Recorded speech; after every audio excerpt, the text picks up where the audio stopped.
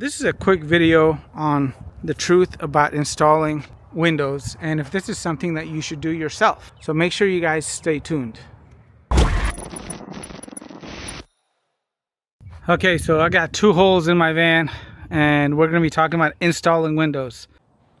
Hey guys, it's future me here, and as you guys can see, there's light at the end of this tunnel because the van is complete.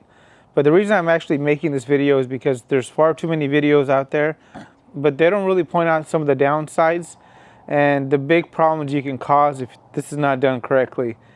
Besides the weeks of delay that was caused to me, I also learned a few other lessons. So in this video, I'm going to go and share those with you guys, and towards the end of the video, I'll give you guys some information that I probably missed during the install. So stick around and let's jump back into the video.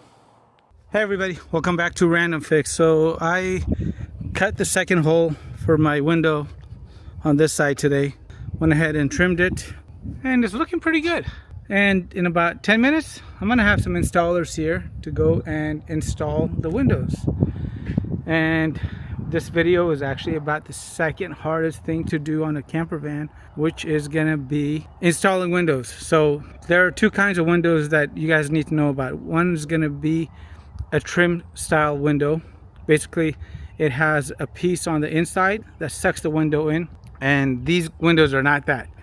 These windows are actually gonna be glued in, and they use a special adhesive called Silcaflex P2G, I think, and it's supposed to be a primerless glue. And I did that window over there on the sliding door a total of 2 times. So this is going to be the 3rd time getting mounted, and both times it leaked. The very first time it was my fault because I didn't actually sketch around the window and I put down the glue too close to the edge, so some of the glue went inside, and I did 2 beads and some of the glue went on the outside.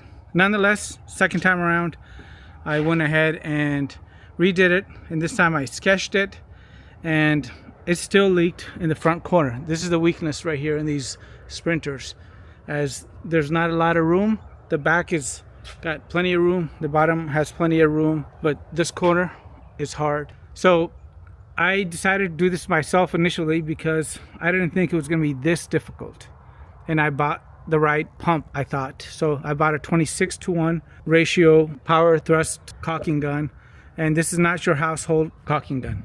It's stronger. And I went ahead and I even put the adhesive in the sun so it got warmed up. But you need a power tool in order to actually go and put down the bead correctly, or else it may get a bubble, and 1 small bubble equals a leak. And then you have to go and basically cut the window out again using some special tools that they normally use for removing windshields. The process is difficult by yourself. If you have another person, it's easy.